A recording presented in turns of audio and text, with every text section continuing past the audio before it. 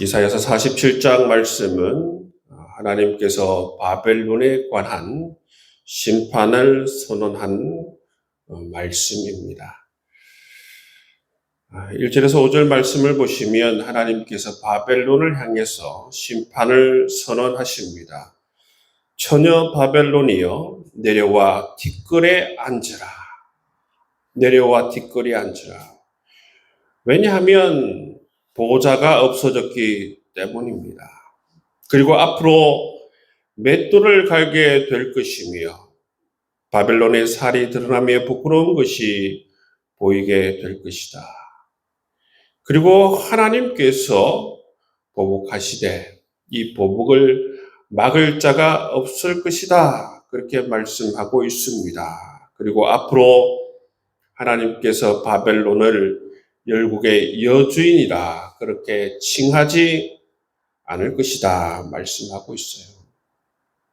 이렇게 하나님께서 바벨론을 심판하신다 선언하고 있는데 그 심판하시는 이유에 대해서 6절 이하에 설명하고 있습니다. 6절 이하에 보시면 하나님께서 이스라엘을 하나님께서 징계하시고 그러셔서 이스라엘을 바벨론의 손에 넘겨주셨어요. 넘겨주셨는데 근데 이 바벨론이 이스라엘을 긍휼히 여기지 아니하였다. 그리고 늙은이에게까지 무거운 멍에를 매게 했다는 것입니다.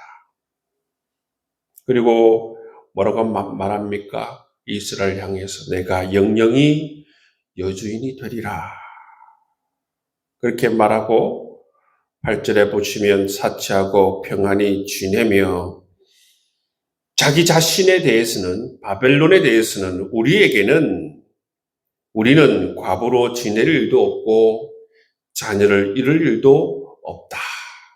그렇게 교만하고 자신만만하게 그런 말을 했다는 것입니다. 이렇게 이스라엘을 괴롭히면서도 자기 자신에게는 이러한 일이 임할 일이 없다.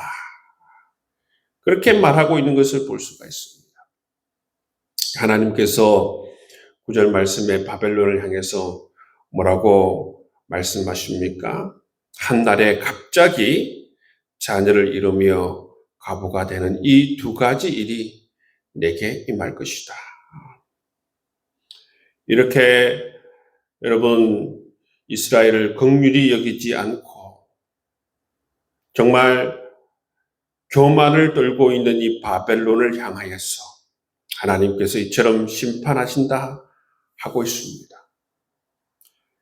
근데 그 심판은 무엇으로도 막을 수 없는 심판입니다. 11절 말씀에 보시면 피할 수 없는 이 바벨론의 멸망에 대해서 말씀하고 있습니다. 재앙이 내게 임하리라. 그러나 내가 그 근원을 알지 못할 것이며 손해가 내게 이르리라. 그러나 이를 물리칠 능력이 없을 것이며 파멸이 호련히 내게 임하리라. 그러나 내가 알지 못할 것이다. 이걸 일컬어서 피할 수 없는 바벨론 멸망의 삼중선언이라고 합니다. 이 바벨론의 멸망이 오는데 그 근원을 알 수가 없어요. 그리고 물리칠 능력이 없어요. 그리고 이 파멸이 알 수 있게 찾아오는 것이 아니라 호련히 찾아오기 때문에 어떻게 이 멸망을 피할 길이 없다.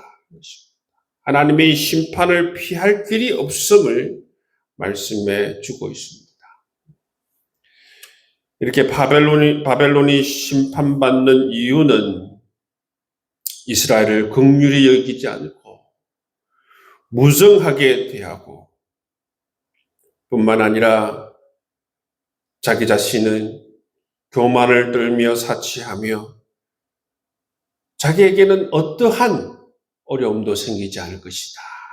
자기에게는 어떠한 이러한 이스라엘에 임한 치명적인 이러한 화가 자기에게는 절대로 일어나지 않을 것이다. 그런 자신만만한 그런 교만, 그 교만을 들고 있는 이 바벨론에게 하나님께서는 바로 심판하시는 것을 볼 수가 있습니다. 여러분, 이 말씀을 통해서 우리가 깨닫는 게 뭡니까? 이웃이 아무리 여러분 여러 가지 문제가 있어서 우리에게 맡겨지더라도 그들을 긍휼히 여기지 않고 무정하게 대하면 우리 또한 하나님의 긍휼을 기대할 수가 없다는 것입니다. 그리고 가장 치명적인 죄는 뭔가 하면 바로 교만이라는 것입니다. 교만. 가장 치명적인 죄는 교만임을 알 수가 있습니다. 교만하게 되면 하나님이 보이지 않고, 교만하게 되면 이웃이 보이지 않고, 교만하게 되면 자기에게 임하는 이러한 심판이 보이지 않게 되기 때문입니다. 우리는 정말 늘 겸손할 수 있는 저와 여러분 될 수 있기를 바랍니다. 그리스도께서 빌립보서 말씀을 보면 그리스도께서 사람의 육신을 입으시고 이 땅에 오셨다 말씀하고 있습니다. 여러분, 그런 겸비하고 겸손하여서 여러분 사람의 모양을 가지고 이 땅에 오셔서 우리를 죽기까지 섬겨주신 것을 우리가 볼 수가 있는 것입니다. 그리고 우리에게 말씀하시기를 나보다 남을 낮게 여기라 말씀하고 있습니다. 늘 다른 사람을 나보다 낮게 여기고 귀하게 여기고 그런 마음으로 살아갈 수 있는 여러분 될 수 있기를 주의 이름으로 축복합니다. 이사야서 47장 12절 말씀에 보시면 어떤 사람도 하나님께서 정한 심판에서 스스로 구원할 자가 없음을 우리에게 말씀해 주고 있습니다. 하나님의 심판이 바벨론에게 선포되었습니다. 그래서 이제 바벨론을 향하여서 말하기를 너희가 젊어서부터 힘쓰던 주문과 주술 그걸 가지고 너희 나라에 쳐들어오고 있는 저 적들을 향해서 한번 써봐라는 것입니다. 그게 통할는지. 그 세력이 누굽니까? 이 페르시아 세력입니다. 그죠? 앞으로 하나님께서 이 페르시아 고레스를 통해서 바벨론을 심판하지 않습니까? 페르시아 고레스가 쳐들어올 때에 너희들이 그렇게 신뢰하는 주문과 주술을 가지고 한번 맞서보라는 것입니다.